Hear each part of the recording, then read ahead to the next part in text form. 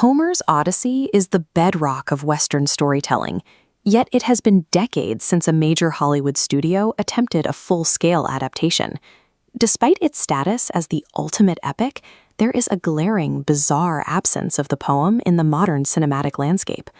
For years, the industry assumption was that mythic magic required heavy, generic CGI, but that digital weightlessness often feels disconnected from the grit and danger required for a modern historical epic. This is Christopher Nolan, the director who decided to fill that gap. He secured a $250 million budget to adapt The Odyssey, but he intended to do it entirely on his own practical terms. Nolan faced a significant creative hurdle: how to depict literal gods and monsters without falling back on the standard digital effects that have defined the genre for 20 years. He chose to fight the modern CGI playbook by embracing extreme physical filmmaking. He wanted to find an analog solution for every supernatural element in the text. By forcing a physical recreation of the ancient world's harshest realities, Nolan aimed to capture a primal sense of terror. His insistence on this format is already driving dedicated fans to plan international travel just to find one of the rare theaters capable of projecting a native 70mm IMAX print. Nolan defines this guiding philosophy as tactile realism. It is his direct replacement for the traditional magic of Greek mythology. Instead of glowing deities, the production used terrifying weather anomalies and ocean phenomena to represent the wrath of the gods. When a storm hits Odysseus, the audience sees a natural disaster that carries the weight of a divine execution. This change shifted the entire performance style of the cast. The actors couldn't rely on mythological camp.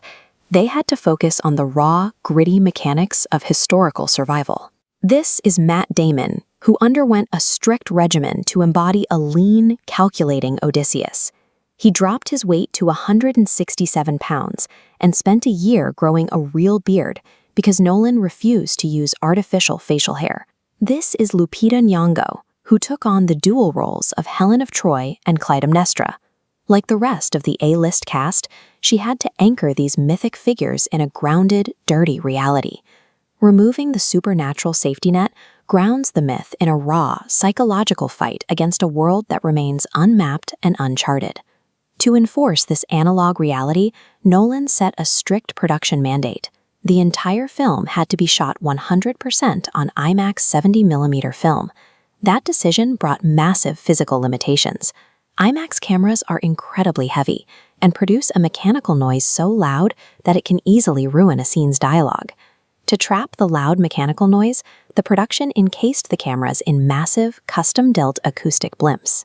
Because these blimps blocked the actors' views, the crew built complex mirror rigs, bouncing sightlines around the camera body, allowing eye contact during intimate scenes. Nolan's dedication to physical reality required literal acoustic and mechanical inventions just to capture a simple human conversation. To maintain that texture, the crew spent 91 days shooting in 6 different countries. Every scene was filmed on location to avoid the sterile look of a studio green screen. This is the Draken Harald Harfager, the largest modern Viking longship in existence. It was used as the Greek warship and sailed across the Mediterranean to each of the film's coastal locations. These are the black sand beaches of Iceland. The production used this bleak landscape to practically represent the Greek underworld of Hades, using the natural environment to stand in for the land of the dead. This is Dakhla, a city in the occupied territory of Western Sahara. Nolan chose to film his desert sequences here to find a specific, untouched look, but the decision triggered immediate controversy. This image shows the resulting backlash. Organizers for the Sahrawi people and international actors, including Javier Bardem, condemned the shoot for filming in the territory without the consent of the local population. Authenticity has a cost. Choosing tactile realism means navigating the real-world political and geographical consequences that digital studio sets are designed to avoid. This commitment to physicality extended even to the props. The production researched fragmented archaeological records to forge weapons and armor from blackened bronze and silver. This Corinthian helmet sparked intense historical debate.